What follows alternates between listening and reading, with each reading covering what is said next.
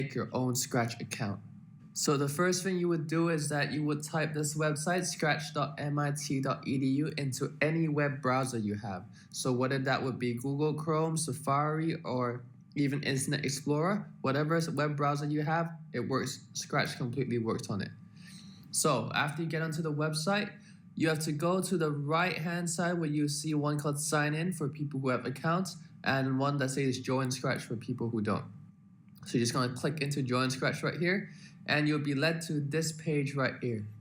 So you're going to create a username. So this can be any username, and just make sure that you remember it, and also it will tell you whether the name has been used before. So for example here, if I just type in Mr. Mark or something similar, or just teacher, and then I go ahead, it probably says username taken already. So probably I have to add something like teacher, let's try teacher_Mark and see what is taken. So that one's fine apparently. So now we're going to create a password. So preferably you could click show password so you remember what your password is. I'm just gonna call mine Yay Scratch, like that. And I'm going to confirm it. And now we can get on to the next page, which will just tell you to give some basic information. So I live in Hong Kong right here, and I was born in, let's keep this private, shall we? I'm going to say January 1990. Whether you decide it's true or not, it's up to you. And I'm a male, obviously. And lastly, once you go through all these steps, it will tell you to go to your email right here.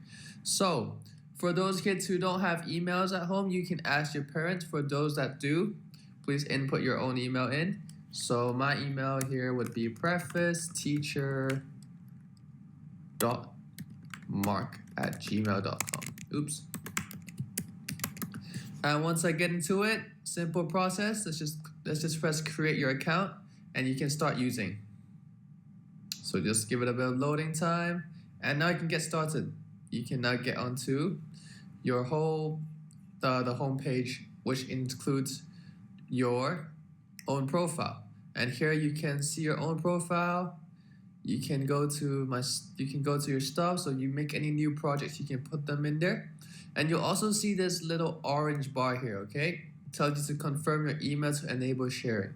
So you don't necessarily need to do this part if you don't want to share your project. If you want to share your project to the whole world, you definitely need this part here. So what you do is that you go to your email. So we are at the prefaceteacher.mark@gmail right now, and then we're going to refresh it. And now, so you see instantly, one of the emails from Scratch comes out, which says to confirm your Scratch account. So you just go into this email here, and then you click it, and you click the link here. And there you go. Simple as that. So just like that, you create your own account. So I have my Teacher Mark account here. I can go through my profile, my own stuff. I can set other account settings, so I might want to change my location in the future and such, and I can start creating straight away.